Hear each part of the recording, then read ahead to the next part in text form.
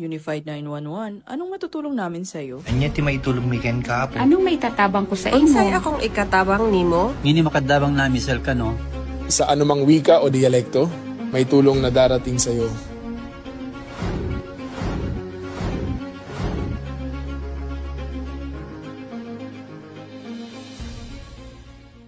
Lilingkod sa bawat Pilipino at magbibigay ng tamang impormasyon para sa tahimik at maayos na Pilipinas. Police News Network, alagad ng batas, tagapagtaguyod ng balitang pulis, sandigan ng mamamayan, patnubay ng katotohanan. La Campo Crame, maghahatid ng pinakahuling kaganapan at nagbabagang balita. Ito ang PNN Police News Network. At ngayon, ang inyong mga tagapagbalita. Magandang hapon, bagong Pilipinas.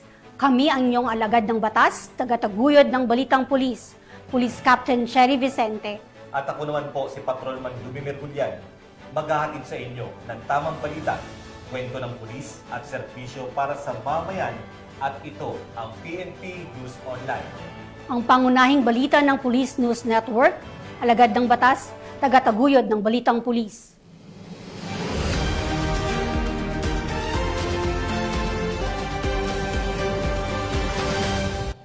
Narito ang mga balitang dapat ninyong abangan. Waiter arestado matapos mahulihan ng 10 gramong shabu sa Ilocos Norte. 2 babae huli ng PNP ACG dahil sa pag-alok ng serbisyong dental online nang walang lisensya at permit. At 2 dating rebelde kusang sumuko sa South Cotabato.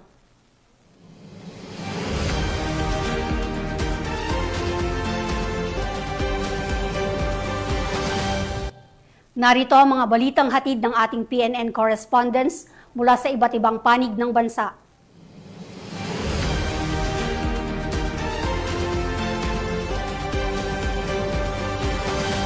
Simulan natin ang balita mula sa bahagi ng Luzon.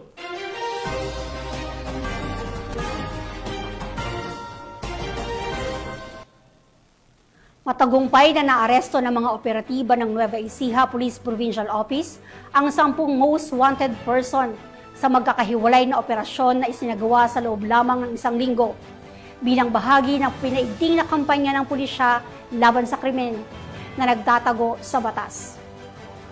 Ang pagkakaresto sa mga wanted persons ay patunay ng determinasyon ng kapulisan sa pagpapatupad ng batas at pagpapanatili ng kaayusan sa komunidad.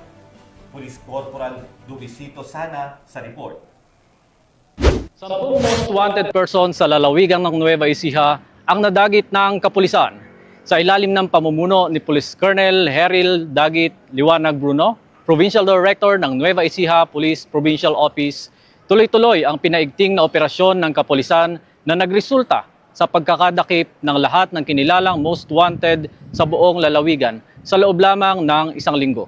Mula October 1 hanggang 7, matagumpay na naaresto ng NEPO ang 10 provincial most wanted persons sa magkakahiwalay na operasyon na isinagawa ng iba't ibang unit ng kapulisan sa buong lalawigan. Kabilang dito, ang Cabanatuan City Police Station nakapagtala ng 4 na pagkakaaresto, partikular sa mga kasong violation of RA 9165, Comprehensive Dangerous Drugs Act, Frustrated Homicide, Estafa at Theft, at violation of RA 10883, Carnapping Act.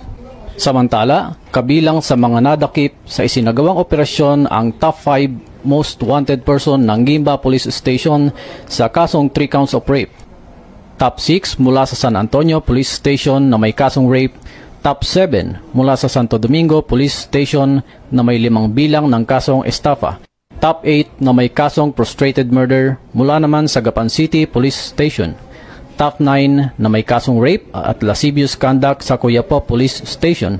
At Top 10 most wanted mula sa Santa Rosa Police Station na may 2 bilang ng kasong rape. Bilang bahagi ng patuloy na hakbang upang mapanatili ang kaayusan at katarungan sa buong lalawigan, Muling ipinapakita ng kapulisan ng Nueva Ecija ang matibay na dedikasyon sa masigasig na panguhuli sa mga pinaghahanap ng batas. Mula dito sa Nueva Ecija Police Provincial Office, ako ang inyong PNN correspondent, Police Corporal Luisito Pisana, alagad ng batas, tagataguyod ng Balitang Pulis. Sana. Sa kulungan ang kinahantungan ng isang waiter matapos mahulihan ng 10 gramo ng hinihinalang shabu sa Paway, Ilocos Norte. Ang detalye ng report mula kay Corporal J.R. Del Mendo. Arestado ang isang 22 anyos na lalaki na isa ring waiter matapos itong mahulian ng nasa 10 gramo ng hinihinalang shabu sa isinagawang anti-legal drug operation ng pinagsalib na puwersa ng Paway Municipal Police Station bilang lead unit, PDEU Ilocos Norte, PIU Ilocos Norte, PIDEA Ilocos Norte at RIDPRO1 sa Barangay Veronica, Paway, Ilocos Norte. Una rito, nasa posisyon na ang mga nabanggit na unit ng mga otoridad upang isagawa ang buy-bust operation sa dalawang sospek. Nalulan ng isang sasakyan. Pumarada ang mga sospek sa gilid ng kalsada sa nasabing barangay. Ngunit nang makatunog ang mga ito, dali-daling minaneho ng isa sa sospek ang sasakyan at naktakas. Naiwan naman ang nasabing waiter na kung saan ay tinangkapan itong tumakas kasabay ng pagtapon nito ng isang pakete ng sigarilyo. Ngunit nadakip din ito at naberipika na ang itinapon nitong pakete ng sigarilyo ay naglalaman ng pinaghinalaang shabu na may timbang na 10 gramo na nakapaloob sa dalawang transparent plastic sachet at nagkakahalaga ng 68,000 pesos. Kabilang din sa nakumpiskang ebidensya ang isang cellphone. Isinagawa ang markings at inventory sa mga nakumpiskang ebidensya sa presensya ng suspect at ng mga mandatory witnesses. Ang suspect ay nahaharap ngayon sa kasong paglabag sa Republic Act 9165. Mula dito sa Ilocos Region, ito ang inyong PNN correspondent, Police Corporal J.R. Del Mendo, alagad ng batas, tagataguyod ng Balitang Pulis. Maraming salamat, Police Corporal Del Mendo.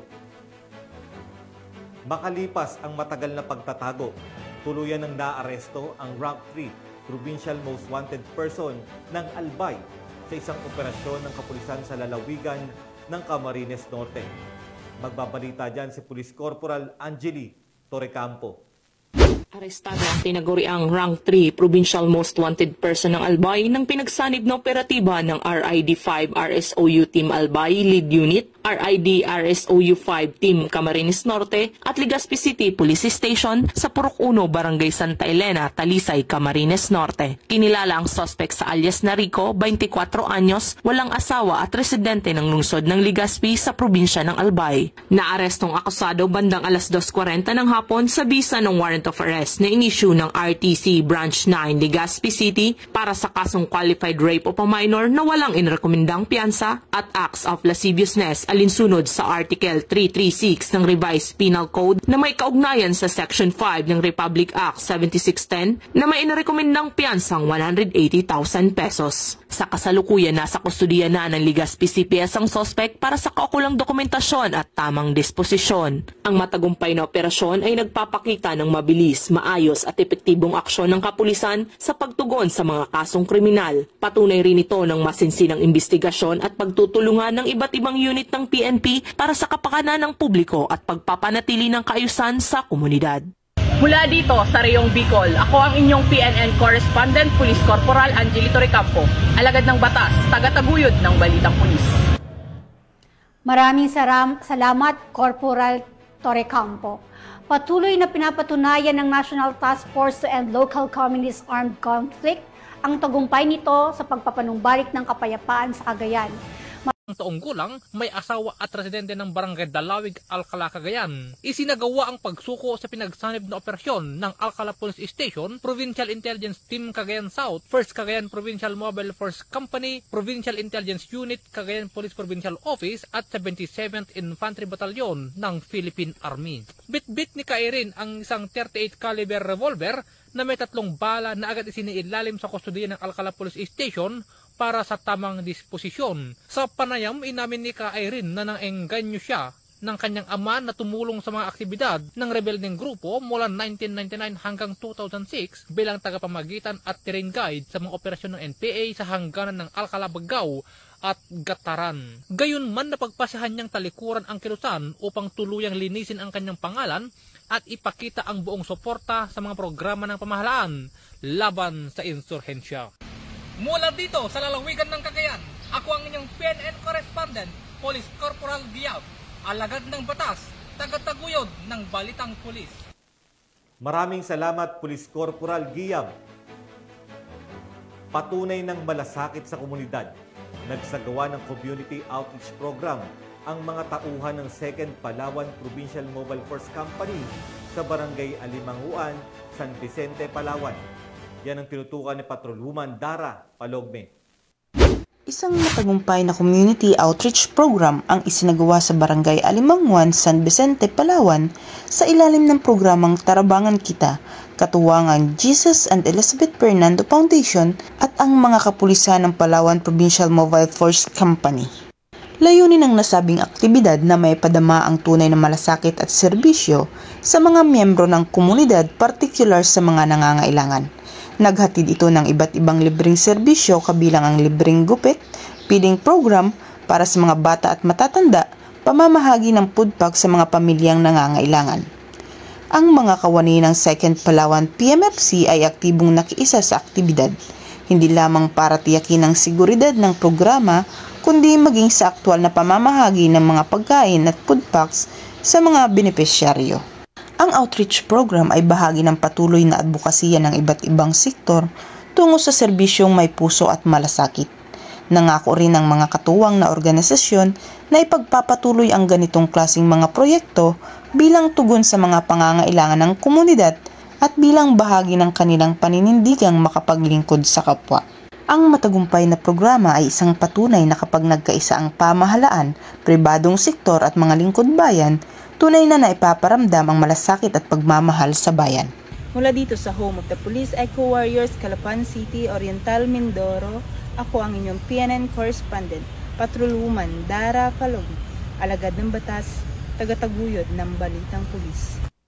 Salamat, Patrolwoman Palogme. Tunghayan naman natin ang mga balita mula sa bahagi ng Visayas.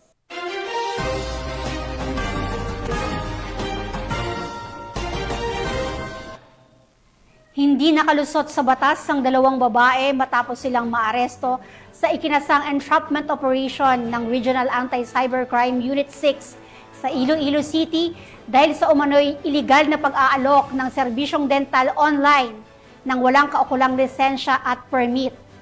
Binalaan ng pulisya ang publiko laban sa mga hindi lisensyadong individual na nag-aalok ng medical o dental na serbisyo online dahil bukod sa labag ito sa batas, maaari rin itong magdulot ng panganib sa kalusugan. Yan ang tinutukan ni Patrolwoman Mary Grace Artizuela. Dalawang babae ang arestado sa magkahiwalay na operasyon na isinagawa ng Regional Anti-Cybercrime Unit 6 sa Iloilo City matapos silang maaktuwang nagsasagawa ng dental services na walang kaukulang lisensya at permit. Natukoy ng mga otoridad ang mga suspect sa pamamagitan ng kanilang Facebook accounts na ginagamit sa pag-aalok ng dental services online. Bilang tugon, agad na nakipag-ugnayan ang RACO 6 sa mga suspect sa pamamagitan ng ikinasang entrapment operation. Agad na inaresto ang dalawang suspect matapos makumpirma ang kanilang illegal na aktibidad sa mismong lugar ng operasyon. Na-recover din ang iba't ibang aparato na ginagamit sa pagsasagawa ng dental procedures. Nahaharap ngayon ang mga suspect sa paglabag sa RA 9484 o Philippine Dental Act of 2007. Sana po sa ating mamamayan, huwag po nating tangkilikin yung mga ganitong illegal na gawain. Dahil ito po ay delikado po sa inyong kalusugan at isa pa, unfair naman ito sa mga lisensyadong, mga professional, mga dentista na gumagawa, nagbibigay ng serbisyo na dental na naaayon sa batas. Mula dito sa Campo Crame, ako ang inyong PNN correspondent, Patrolwoman Mary Grace Artizuela, nagbabalita para sa Police News Network, alagad ng batas, tagataguyod ng Balitang Pulis. Maraming salamat, Patrolwoman Artizuela. Mahigit 300,000 pisong halaga ng shabu ang kumpiskado mula sa isang tricycle driver sa isinagawang anti-illegal drug operation sa Iloilo. Nakibalita dyan si Patrolwoman Glidel Astrologo. Nasabat ng mga operatiba ng Station Drug Enforcement Team ng Iloilo City Police Station 8 ang tinatayang 374,000 pesos na halaga ng hinihinalang shabu sa isang matagumpay na buy-bust operation sa Barangay Halandoni Estate, Lapus, Iloilo City. Nito lamang ika-13 ng Oktubre taong kasalukuyan. Arestado sa naturang operasyon ang suspect na kinilalang si alias Roland, 36 na taong gulang, isang tricycle driver at residente ng Barangay Tabuksuba, Haraw, Iloilo City, ngunit pansamantalang naninirahan sa Kalye 5, Halandoni Estate, Lapus, Iloilo City. Ayon kay Police Captain Lester Oliveros, Officer in Charge ng Iloilo City Police Station 8, 3 linggo munang minanmanan ng mga operatiba ang galaw ng suspect bago isinagawa ang operasyon. Nakumpirma ang iligal na aktibidad matapos mabentahan ng suspect ang isang confidential agent ng isang sachet ng hinihinalang shabu, kapalit ng 11,500 pesos na buy-bust money, kabilang na ang Mark 100 peso bill. Sa aktwal na pag-aresto, nakuha pa kay alias Roland ang siyam na karagdagang sachet ng hinihinalang shabu na nakalagay sa isang lalagyan ng wipes. Umabot sa humigit kumulang 55 gramo ang kabuang bigat na nakumpiska ang iligal na droga, na may estimated standard drug price na 6,800 pesos bawat gramo, katumbas ng 374,000 pesos na kabuuang halaga. Kasalukuyang nasa kustudiya na ng Iloilo City Police Station 8 ang suspect para sa tamang disposisyon at naharap sa kasong paglabag sa Republic Act 9165 o ang Comprehensive Dangerous Drugs Act of 2002. Ang matagumpay na operasyon na ito ay patunay ng patuloy na kampanya ng Iloilo City Police Office laban sa iligal na droga, bilang bahagi ng kanilang layunin na mapanatili ang kapayapaan, kaayusan at kaligtasan ng mamamayan sa lungsod. Mula dito sa Police Regional Office 6, ako ang iyong Police News Network Correspondent, Patrolwoman Glidel Astrologo, alagad ng batas, tagataguyod ng Balitang Pulis. Maraming salamat, Patrolwoman Astrologo. Hindi na nakalayo ang isang lalaki matapos maaresto ng mga tauhan ng Tanamban Police Station sa Cebu dahil sa umano'y pagnanakaw ng 185,000 pesos mula sa isang butika. Yan ang report mula kay Patrolwoman Judith Nicanor. Arestado ang isang 29 anyos na lalaki matapos masangkot sa insidente ng pagnanakaw sa San Roque Pharmacy sa Governor M. Cuenco Avenue, Barangay Talamban, Cebu City, bandang alas 4:30 ng hapon nito lamang nakaraan. Kinilala ni Police Captain Wilmer Macaslin Castillo, Officer in Charge ng Police Station 8 Cebu City Police Office, ang suspect na si Mark, residente ng Sitio Ipil, Barangay Basak, San Nicolas, Cebu City. Batay sa inisyal na investigasyon, sa pilitang pumasok ang suspect sa nasabing butika at tinangay ang pera mula sa kita ng tindahan.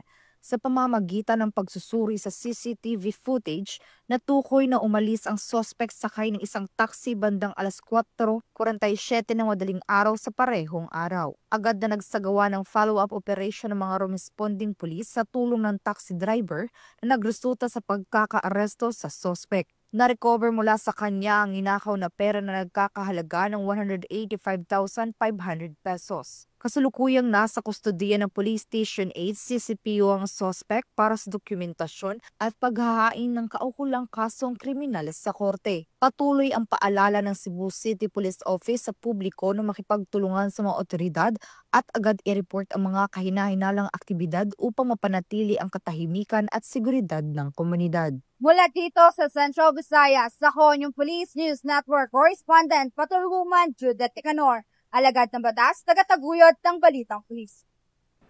Maraming salamat, Patrolwoman Nicanor. Ipinamalas ng Police Regional Office 8 ang diwa ng bayanihan at malasakit sa kapwa matapos silang maghatid ng tulong at suporta sa mga residenteng naapektuhan ng nagdaang lindol sa Cebu. Yan ang balitang hatid ni Patrolwoman Cristel Palafox. Ng Police Regional Office 8 sa pamumuno ni Police Brigadier General Jason L. Capoy, Regional Director ang diwa ng pagkakaisa at malasakit sa kapwa sa pamamagitan ng pamamahagi ng 500 food packs sa mga komunidad na labis na napektuhan ng 6.9 magnitude na lindol sa lalawigan ng Cebu nito lamang ika-13 ng Oktubre taong kasalukuyan. Bago ang pamamahagi ng relief goods, nagpadala ang Pro 8 ng 44 na responders responders na tumulong sa medikal na serbisyo, incident management team o IMT support, search and rescue at pagbibigay seguridad. Kalaunan, 22 pang tauhan ang ipinadala upang tumulong sa relief operation, kaya umabot sa 66 ang kabuoang bilang ng mga ipinadalang tauhan. Ang nasabing aktibidad ay bahagi ng programang Jacob's Care to Serve and Share na nakapaloob sa konseptong Brotherhood of Pros, isang kolektibong inisyatiba ng tulungan sa pagitan ng Police Regional Offices. 6 na interior barangays ang nakatanggap ng tulong mula sa 500 food packs na ipinamahagi ng Pro-8, kabilang ang Barangay Binabag at Barangay Nailon sa Bugo City, Barangay Dalingding at Poblasyon sa Daan Bantayan at Barangay Kanhabagat at panghuli ang Barangay Corba sa Medellin. Patuloy ang Police Regional Office 8 sa pakikipag-ugnayan sa iba't ibang regional offices at mga lokal na pamahalaan upang maihatid ang agarang tulong at matiyak ang kahandaan sa harap ng mga sakuna at kalamidad. Mula dito sa Eastern Visayas, ako ang inyong PNN correspondent, Patrolwoman Palafox, alagad ng batas, tagataguyod ng Balitang Pulis. Maraming salamat, Patrolwoman Palafox. Narito naman ang mga balita mula sa bahagi ng Mindanao.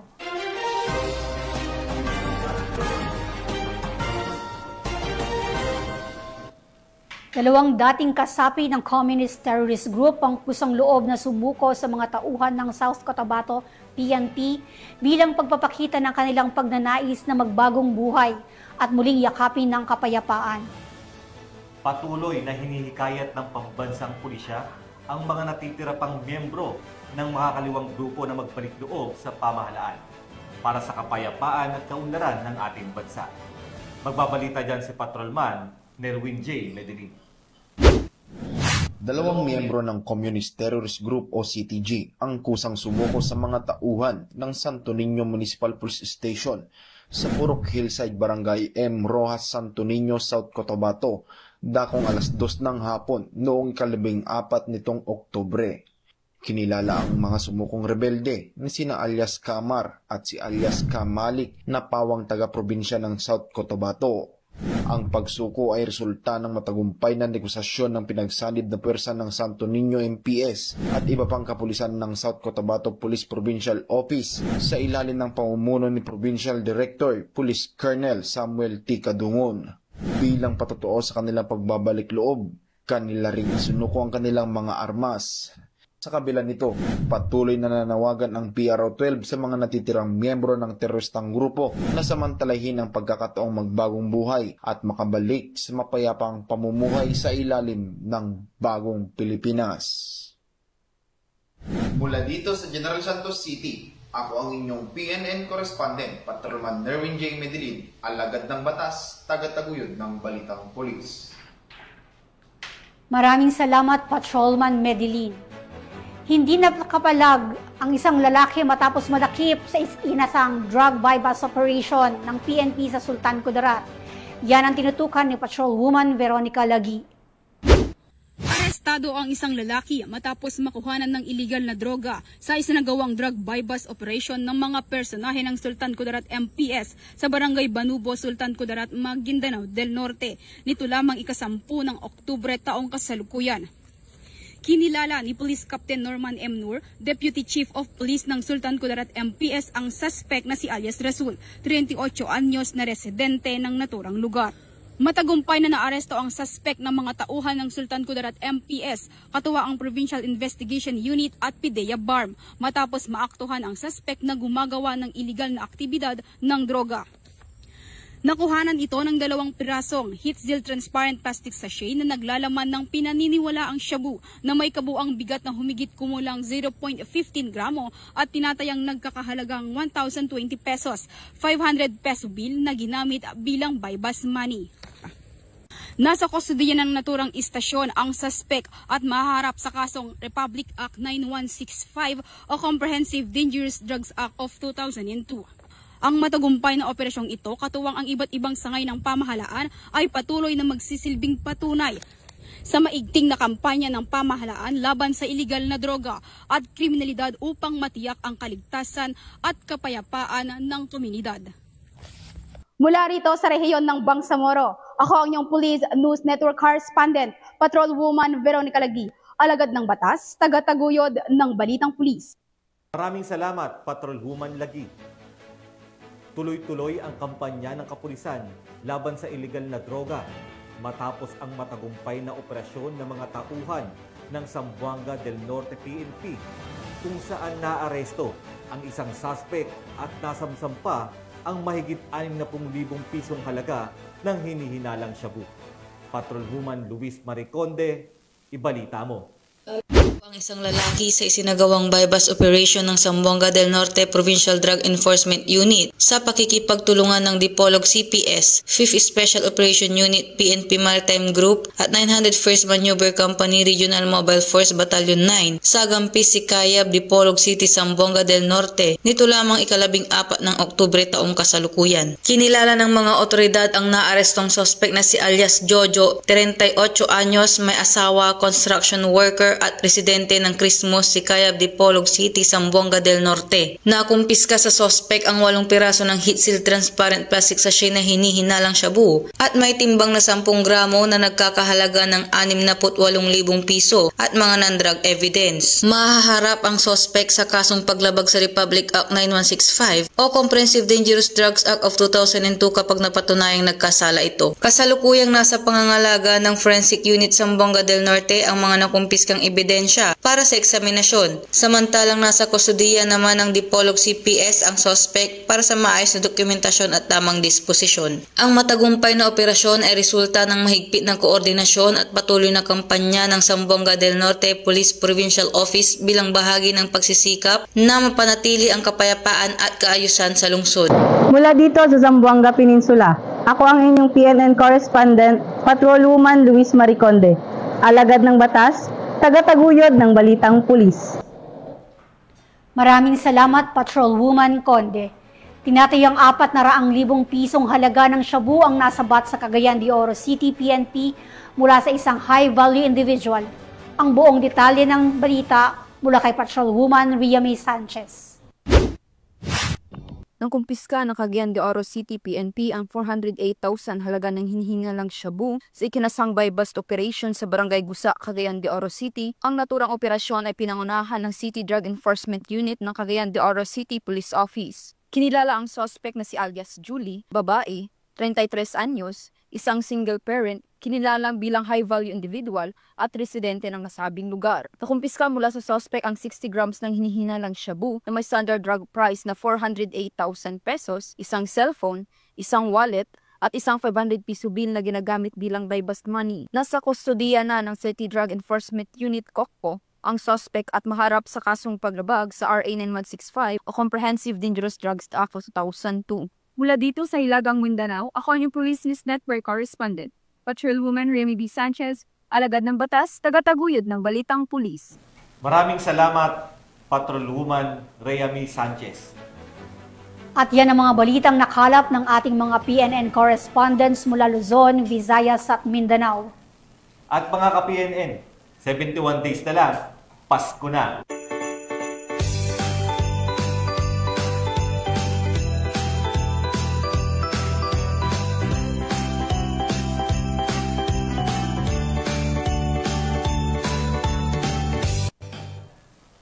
Sa ngalan ng pamunuan ng Philippine National Police sa pangunguna ng ating Acting Chief PNP, Police Lieutenant General Jose Melencio Nartates Jr.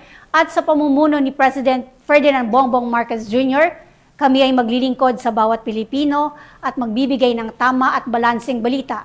Kami ang bagong PNP para sa bagong Pilipinas, serbisyong mabilis, tapat at nararamdaman. Mula rito sa tanggapan ng tagapag-ugnay ng Pambansang Pulisya, ako ang inyong alagad ng batas, tagataguyod ng Balitang Pulis, Police Captain Cherry Vicente. At ako naman po, si Patrolman Lubimir Julian, maghahatid ng tamang balita, kwento ng pulis at serbisyo para sa mamayan, at ito ang PNP News Online. Ang pangunahing balita ng Police News Network.